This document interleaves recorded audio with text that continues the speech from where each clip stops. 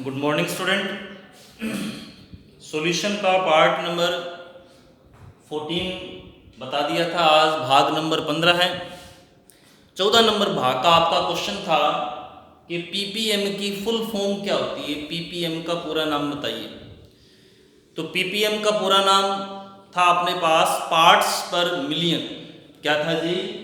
Ppm की full form होती है पार्ट पर मिलियन, ये इसकी फुल फॉर्म है। फिर आज का क्वेश्चन है कि जल का हिमांक केल्विन में कितना होता है। आंसर इसी वीडियो में मिल जाएगा।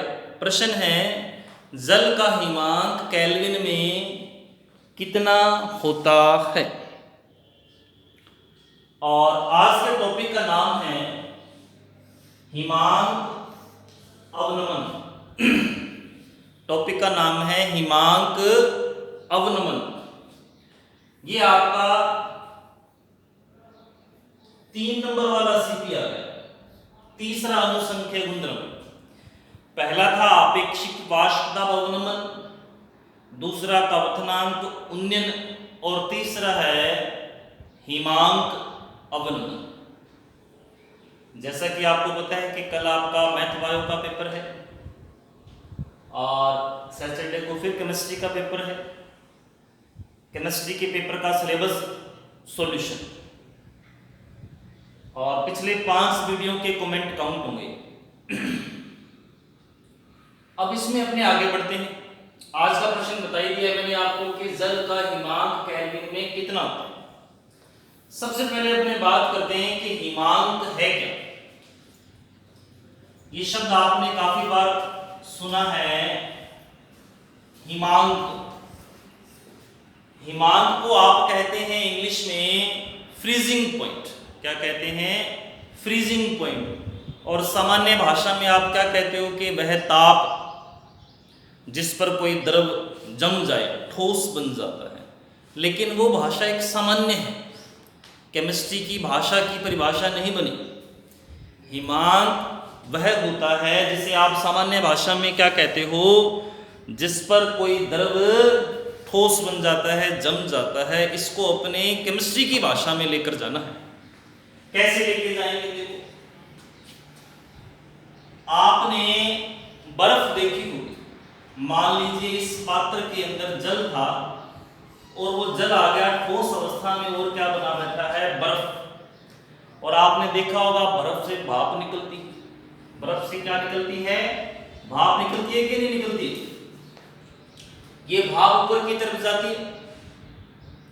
आपने वो जो फ्रीजर होता है अपना, फ्रिज में फ्रीजर जो बॉक्स होता है, उसमें यहां बर्फ पड़ी है, भाप बनेगी, ऊपर जाएगी, इसके दीवार से टकराएगी और वापस कहां आएगी?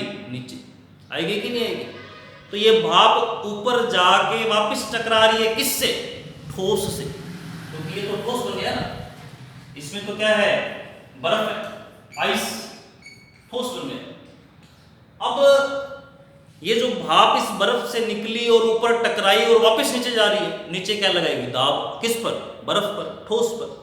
यानी कि वाष्प के द्वारा ठोस की सतह पर लगने वाला दाब, ये बर्फ है। मान लो ये फ्रीजर है और यहां वाष्प गई, वापस टकरा के कहां आएगी? नीचे। तो वह ताप जिस पर ठोस का वाष्प दाब वायुमंडलीय दाब के बराबर हो जाता है, उसे क्या कहते हैं? हिमांक कहते हैं। क्या है परिभाषा? परिभाषा बन गई वह ताप जिस पर ठोस का वाष्प दाब, जिस पर ठोस का वाष्प दाब वायुमंडलीय दाब के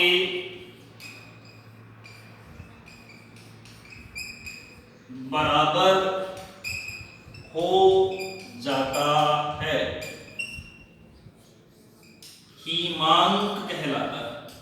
क्या कहलाता है? हिमांक कहलाता है। क्या परिभाषा है हिमांक की? आज का टॉपिक जैसे ही आप लिखेंगे हिमांक अवनमन, लिखने के बाद सबसे पहले आप सामान्य भाषा में लिखेंगे क्या कि हिमांक वह ताप है जिस पर कोई द्रव जम जाता है, सामान्य भाषा एकदम। फिर लाइन छोड़ के दूसरी परिभाषा क्या लिखेंगे केमिस्ट्री की भाषा में कि हिमांक वह ताप है जिस पर ठोस का वाष्प दाब, जिस पर ठोस का वाष्प दाब वायुमंडलीय दाब के बराबर हो जाता है, उसे क्या कहते हैं? हिमांक कहते हैं। शुद्ध जल का हिमांक, अगर आपके पास जल है, अगर आपको इसको बर्फ में कन्वर्ट करना है, बर्फ बनानी है इस जल की, तो कितने ताप पर बर्फ बनती है? 0 डिग्री सेल्सियस। जल का हिमांक कितना होता है? 0 डिग्री सेल्सियस। और केल्विन में चेंज करें तो 273 जोड़ देंगे, 273 केल्विन। मतलब शुद्ध जल का हिमांक डिग्री सेल्सियस में तो है 0 डिग्री सेल्सियस, और केल्विन में कितना होता है? 273 केल्विन। हालांकि 273.15 तो 0.13 भी हो सकता है, बट अपने राउंड फिगर में ले लें 273 केल्विन। अब अपने टॉपिक की बात करना चाहते हैं। जैसा कि टॉपिक में लिखा है हिमांक अवनमन, मतलब ये ले लिया आपने जल। अगर आप इस जल को 0 डिग्री सेल्सियस ताप पर रखो, यानी कि 273 केल्विन ताप पर रखेंगे तो ये जम जाएगा। तो यानी कि ये इसका क्या है? हिमांक है। किसका?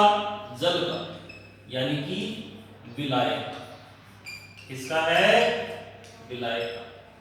अब आप सोचिए कि बर्फ, पानी से बर्फ बनने में जितना टाइम लगता है, क्या उतने ही टाइम में आप घर पर आइसक्रीम बनाओ तो बन जाएगी क्या फ्रीजर में? नहीं भरेगी, ज़्यादा टाइम लगेगा।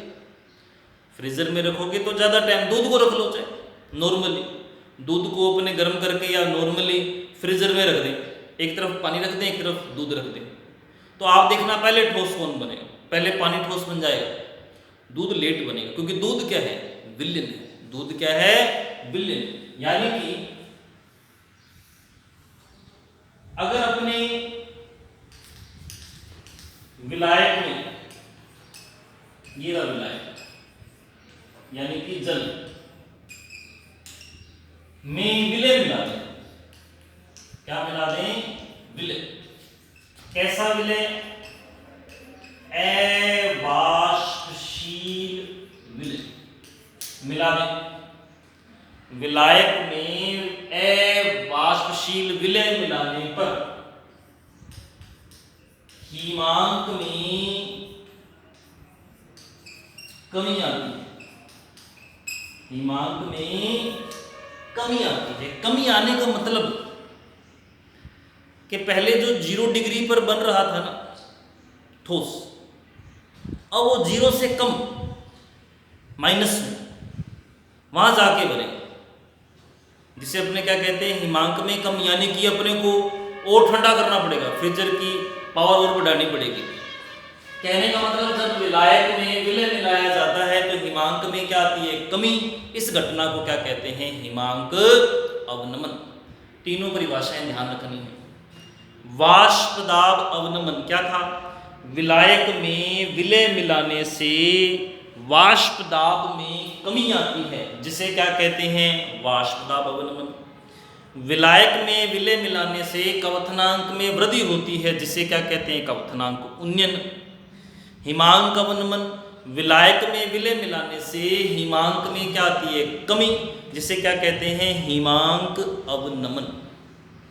माना जो विलायक है इसका हिमांक मानते हैं कोई, माना TF है, विलायक का क्या मान लिया टी एफ, एफ का मतलब फ्रीजिंग पॉइंट, ठीक है, और ये विलेन है। और इसी प्रकार से माना विलेन का हिमांक क्या है टी, विलेन का तो क्या मान लिया टी, विलायक का क्या मान लिया टी एफ, तब हिमांक अवनमन, तब हिमांक अवनमन, अवनमन का सिंबल क्या हो गया डेल टी एफ, जैसे था del P del T B था, ऐसे डेल टी एफ कितना कम हो, पहले कितना था टी एफ, अब कितना हो गया टी, टी बड़ा है कि टी एफ बड़ा है, कमी आई है, कमी आई है, तो टी एफ बड़ा है और टी क्या है छोटा है। विलायक में विलय मिलाने से हिमांक में कमी आती है, इस घटना को हिमांक अवनमन कहते हैं। माना विलायक का हिमांक टी एफ है और विलेन का क्या है टी, तब हिमांक अवनमन डेल टी एफ बराबर क्या आ जाएगा T F minus T, del T F बराबर क्या आ गया टी एफ माइनस टी। अब अपने को इसको क्या सिद्ध करना पड़ेगा, अनुसंख्यक गुणधर्म, क्या सिद्ध करना है अनुसंख्यक गुणधर्म सिद्ध करने का वही प्रोसेस है जो कवथनांक उन्नयन का था, ठीक है जी। इसलिए आप कवथनांक उन्नयन के डेरिवेशन को दोबारा पढ़ें, लिख लिख के याद करें, 4 से 5 बार लिख लिख के उसे याद करें, तब ये इजी हो जाएगा। सेम का सेम है, वहाँ पे डेल, वहाँ पे टी बी था, यहाँ पे टी एफ हो जाएगा, वहाँ पे डेल टी बी था, यहाँ पे डेल टी एफ हो जाएगा, बाकी सेम का सेम। तो उसके बारे में अगले वीडियो में पढ़ेंगे, उससे पहले आप कवथनांक उन्नयन की दोबारा रीडिंग करें। जो बच्चे कमेंट नहीं कर रहे हो प्रॉपर कमेंट करें, ठीक है जी। अखबारों में आप पढ़ रहे हो कि प्रोसेस यही चलने वाला है ना, 50% ऑनलाइन 50% ऑफलाइन, इसीलिए जो बच्चा नहीं जुड़ा है, जो प्रॉपर कमेंट नहीं कर रहा है, वो करें और नियमित रूप से, ठीक है जी। आज के वीडियो का क्वेश्चन क्लियर है, जल का हिमांक केल्विन में कितना होता है, आंसर इस वीडियो के अंदर आपको बता चुके हैं। धन्यवाद।